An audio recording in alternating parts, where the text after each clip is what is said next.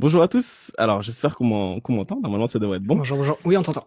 Allez, c'est parti. Bonjour à tous et merci de nous suivre pour cette série de webinaires. Je me présente, Mathieu Béchara, étudiant en troisième année à l'ESUA et président de l'association étudiante Radio ESUA Club. Pour cette rubrique, je ne serai pas seul puisqu'on a décidé de vous parler de vie étudiante de la manière la plus dynamique possible. Tout à fait. Bonjour à toutes et à tous. Je m'appelle Étienne Roche et je suis également en troisième année et coprésident de Radio ESUA Club. Mais avant toute chose, je voudrais vous présenter rapidement notre association, ça va de soi. REX, c'est une asso de communication qui a pour but de relayer les informations autour de la vie étudiante au sein de l'école. Notre activité principale, c'est une émission hebdomadaire le jeudi après-midi en direct sur notre site internet. Et surtout, n'hésitez pas si au cours de la conférence vous avez des questions, on va y répondre. Je te laisse continuer.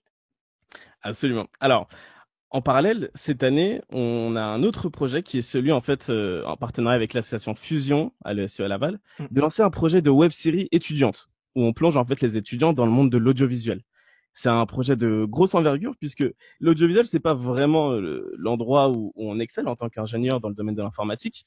Mais pour autant, en fait, c'est un super gros challenge parce qu'on va pouvoir découvrir des métiers comme acteur, réalisateur, scénariste ou même metteur en scène. Alors, maintenant qu'on a présenté un petit peu l'association, aujourd'hui, on voudrait aborder le sujet d'une vie étudiante à distance ou comment parvenir à maintenir les étudiants connectés sans pour autant se voir.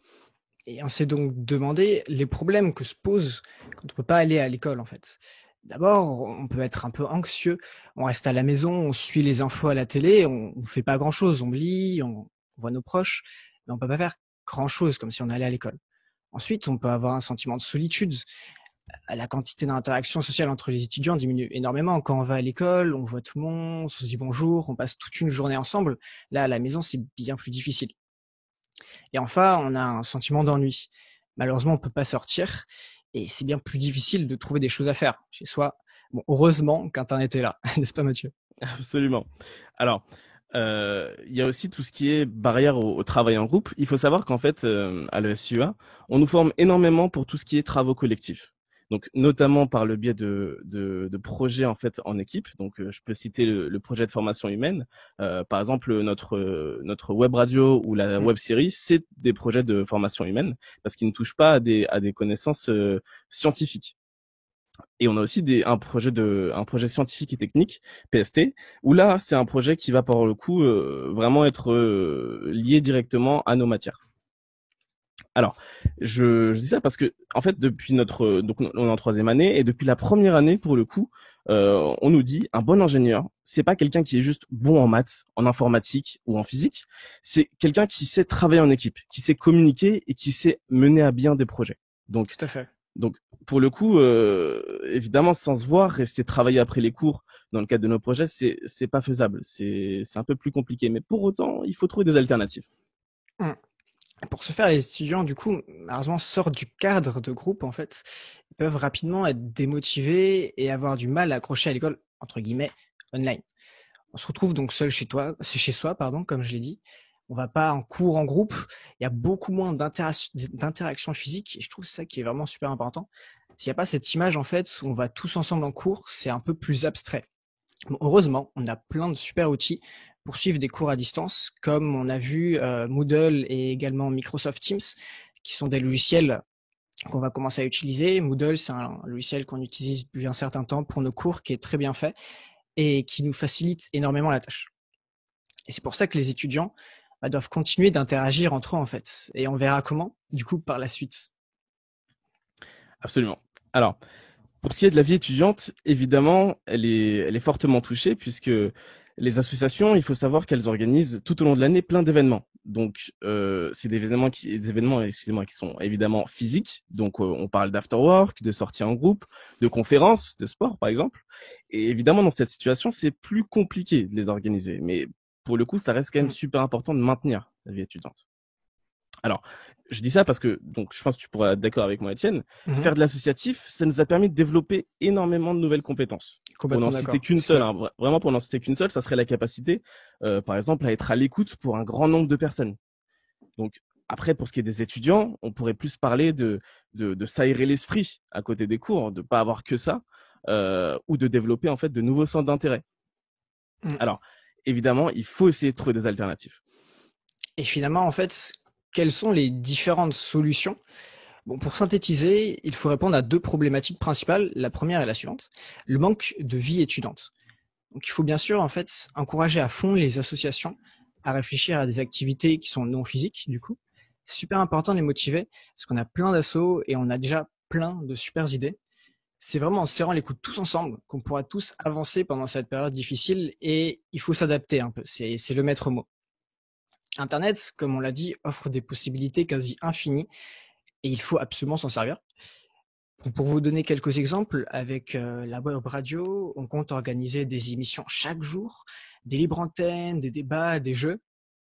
On a le Bureau des Arts, aka le BDA, qui a eu l'idée de faire des lives musicaux cuisine, par exemple.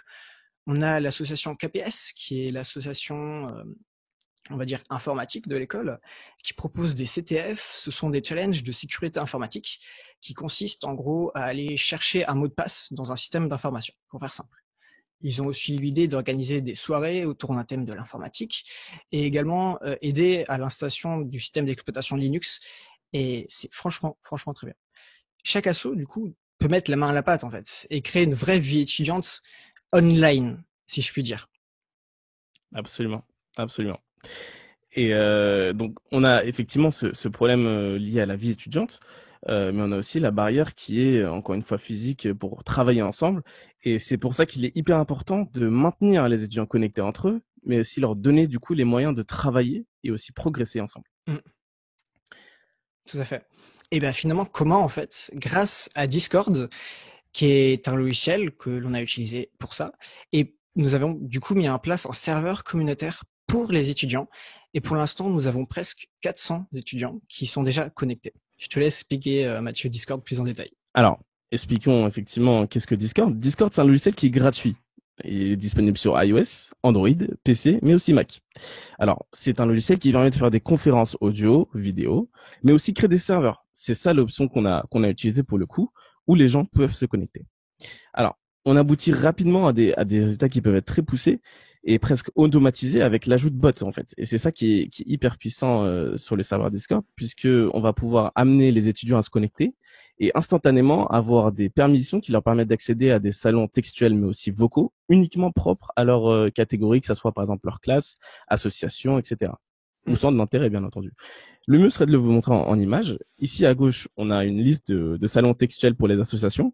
Évidemment, tous les étudiants ne voient pas en fait toutes les associations, ils ne voient uniquement les associations dont ils font partie. Donc en fait, c'est des canaux qui sont réservés à l'équipe de l'association pour discuter en fait par exemple de ce qu'ils pourraient organiser.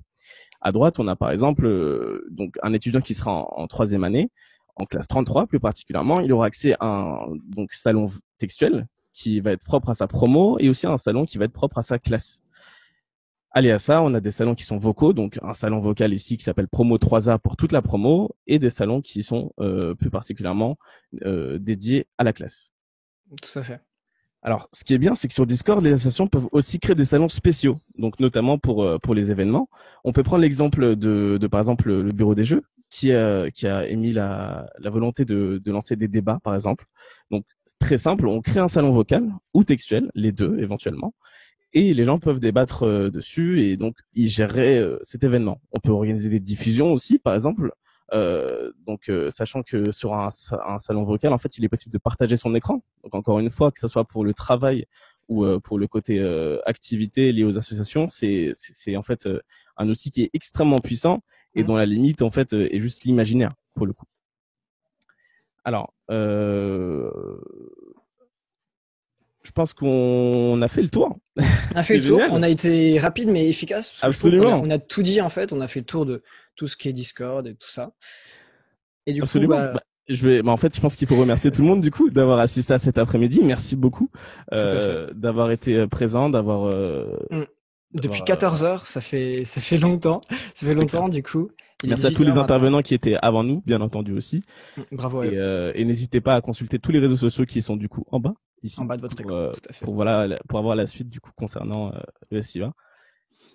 Et du coup, n'hésitez pas, si vous avez des questions, on va rester encore un peu en direct. Et voilà, on va tout lire. Donc en tout cas, merci beaucoup d'être passé. J'espère que ça vous a plu.